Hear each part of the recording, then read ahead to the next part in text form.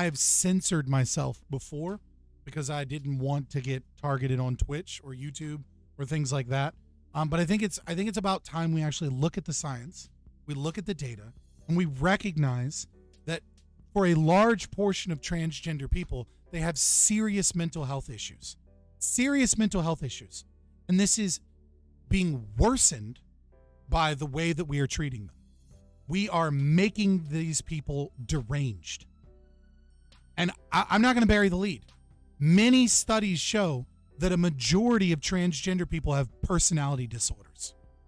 Personality disorders are extremely dangerous individuals. If the research is true that, let's say, 50% of transgender people have personality disorders, specifically narcissistic personality disorder and borderline personality disorder, then half of all trans people that you come to are a threat to everyone around them and their family. That is not a joke. That is not an exaggeration. And that is not fear-mongering. That is not some made-up shit. People with NPD and BPD are dangerous to everyone who seeks a relationship with them. They will abuse you. They will manipulate you. They will use you. They will steal from you. They will lie about you. They will gaslight you. They will find ways to harm you. Okay? And so, yeah, let's begin.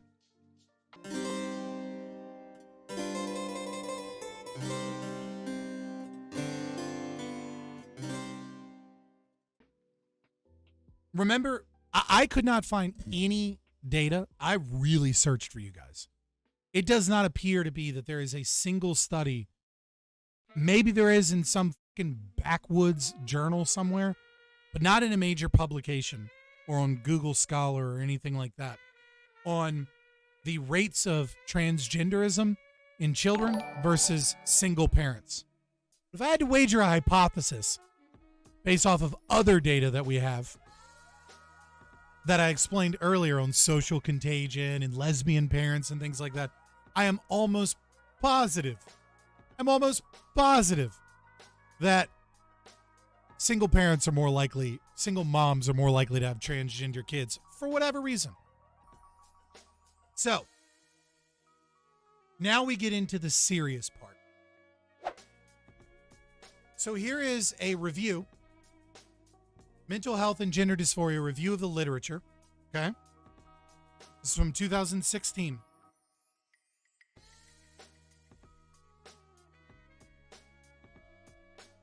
Studies investigating the prevalence of psychiatric disorders among trans individuals have identified elevated rates of psychopathology.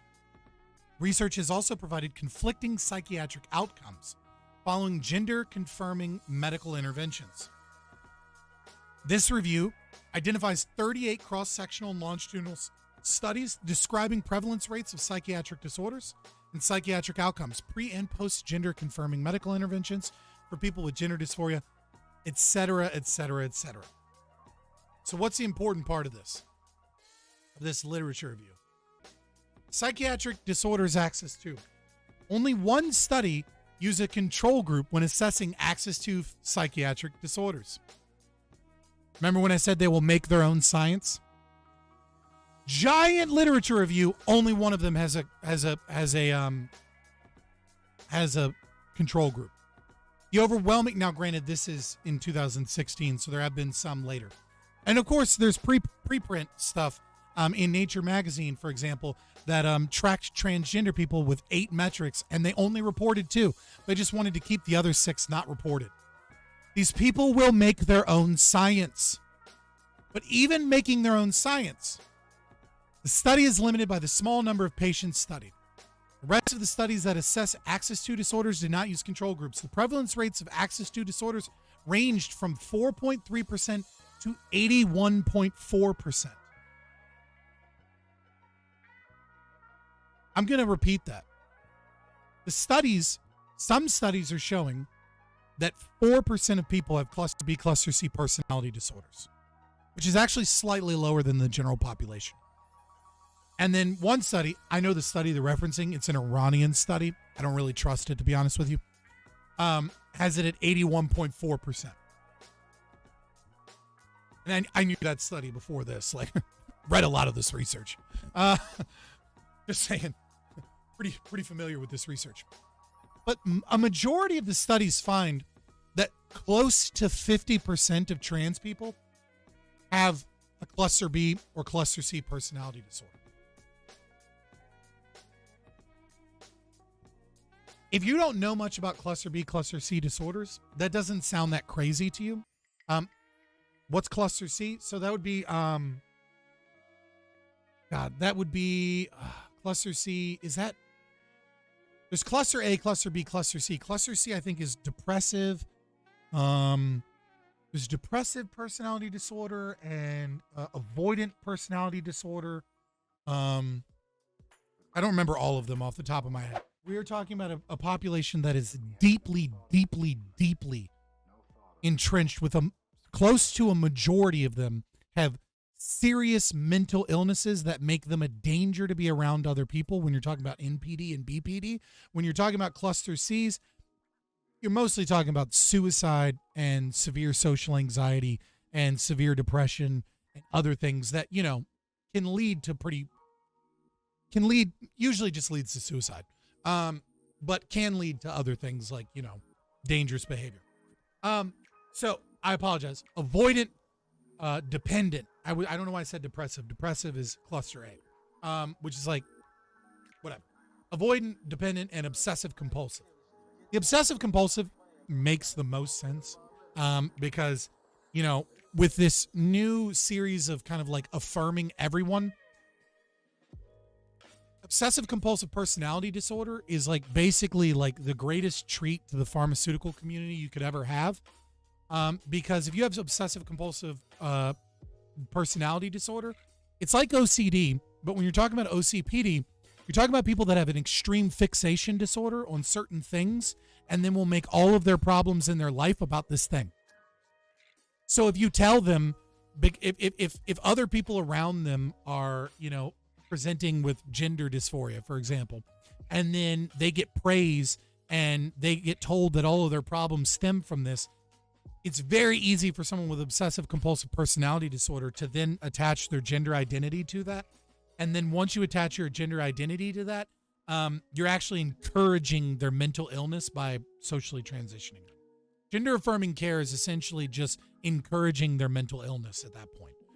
And you're calling it gender dysphoria when it's not gender dysphoria. It's obsessive compulsive personality disorder, and you gave them something to focus on that you said, this is why you have all of these problems. Hey, person that has a mental disorder associated with the ideas of everything being obsessed about one particular thing, being the reason that people don't like you, being the reason that you have problems, being the reason that you act out and that you do dangerous or harmful behavior towards others. It's not actually your fault because it's this reason. Here's a reason for you. It's literally the exact opposite of psychotherapy. It's damaging and harming people and encouraging psychotic behaviors and all kinds of things by, instead of treating their mental illness and diagnosing their mental illness, you're giving them a solution that will cause them to make their mental illness worse. So that's one of many problems with the medicine.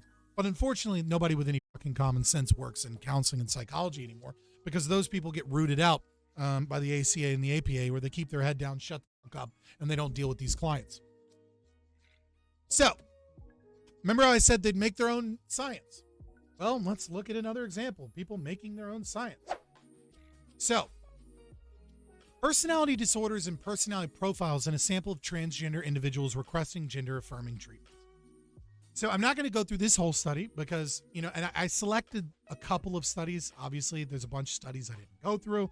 And I certainly am not going to do an exhaustive on-stream look at studies. I'll post the studies in the Discord if you want, in general, or in sources. What is it called, actually? I think it's just called sources. After stream, I'll post everything in, sources under the information tab in Discord. So if you want to link to all of this stuff, make sure you join the Discord. There's a ton of stuff happening in Discord. I love it. Anyways, what this study is doing is it's using an alternative model of scale to determine how bad the personality disorder is. Cutting edge kind of like stuff, and we don't really know what its predictive capacity is, though. I mean, there is some research to support it as a positive way of diagnosing personality disorders. What they found is that cisgender men tend to have more of the male-dominated personality disorder aspects than do trans men, and vice versa. So subversiveness, subversiveness and things like that are more common in trans women more common in women than they are in trans women. But things like aggression and things like that trait with narcissistic personality disorder, more common with trans women than it is with women, which is not surprising because they're biological males. And so the gender differences still show in the way that personality disorders show themselves. But they said it, they make it seem, and they try and sell the idea that the personality disorders that they found in this study are actually not that bad. And what we need to do is we need to be looking at this from the domain of minority stress metrics. What we need to do is we need to recognize that because they're oppressed, the oppression actually explains the difference, because we assumed that to be true. And because the domains that track with biology are lesser in trans men and trans women, and they more match their biology than they do match their identity, well, this proves that personality disorders aren't that bad in trans men and trans women. It is a fucking hilarious thing. And the reason it's hilarious to me is that in their own research, what they found is that 49.5% of all transgender people that came to the clinic in Italy that they were studying had a personality disorder. So when we look here, results are summarized in table 3. 91 participants, right? 43 transgender men and 48 transgender women completed the semi-structured interview out of the initial sample. 45 participants were diagnosed with at least one personality disorder. 8 participants, 8.8%, received more than one personality disorder diagnosis. Cluster B personality disorders were the most frequent diagnosis, affecting 18.7% of participants in the overall sample. Cluster C PDs were diagnosed in 5 cases, 5.5%. Cluster A's, 3.3%. 25 participants received a diagnosis of not otherwise specified personality disorder. Now, I have a hypothesis for this. The research does not necessarily support this because the research just isn't there yet. It is of my opinion that the reason we have not otherwise specified personality disorder, and the reason that the two predominant personality disorders that we see are borderline personality disorder and narcissistic personality disorder, but we don't see an appropriate, we see like many people have both of those, is that we're really looking at is covert vulnerable narcissistic personality disorder. I think that's what we're actually looking at here. I think the trans community has a very specific type of personality disorder. I will show you what that looks like in a little bit, so that, and I think it'll click for you. It'll make sense. But covert vulnerable personality disorder is kind of new in the theory of personality disorders, because we're beginning to see that cluster Bs are really kind of like a mixture of everything. It appears that a lot of people that have narcissistic personality disorder, for example, trait histrionic and trait borderline personality disorder. And there's and kind of all vice versa.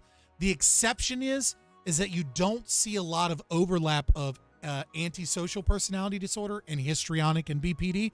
Usually, if there's overlap with the other cluster Bs, it's between antisocial personality disorder and narcissistic personality disorder. ASPD is your psychopaths, your like your serial killers, right? Like those. Not to say that all people are psychopaths just because they have ASPD. Don't want to say that, right? But there is a subcategory of ASPD, and that's where you put serial killers and genuine psychopaths. Whereas histrionic personality disorder,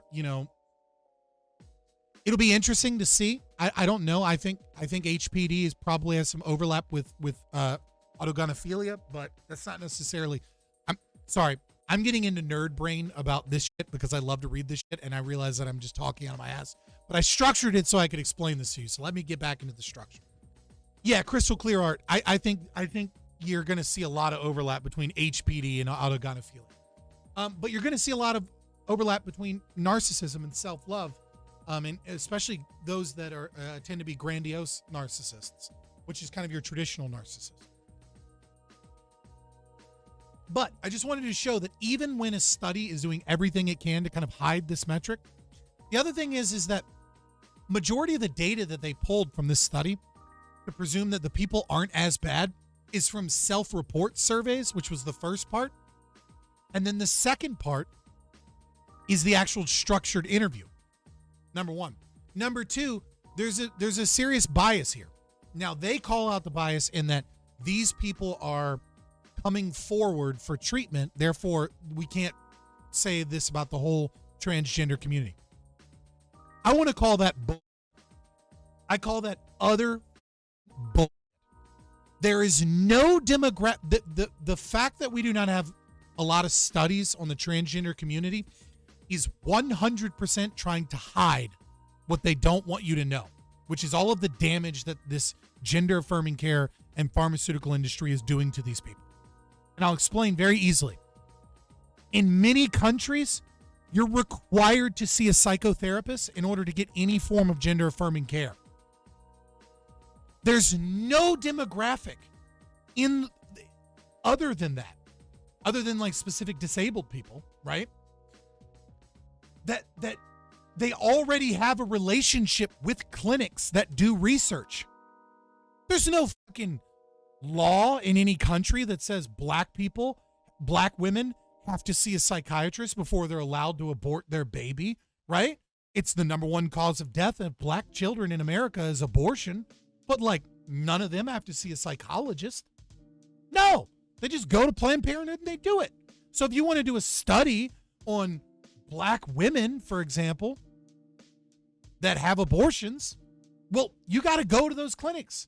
And you got to like try and get embedded in them. And you have to go and do self-report surveys. And you have to offer people, money. And especially if you wanted to reach out to a wider demographic, there's no law that says all white people need to go to a psychotherapist. But there is laws in plenty of countries that say that if you're going to be a transgender person and get any form of gender-affirming care, you got to go to a clinic.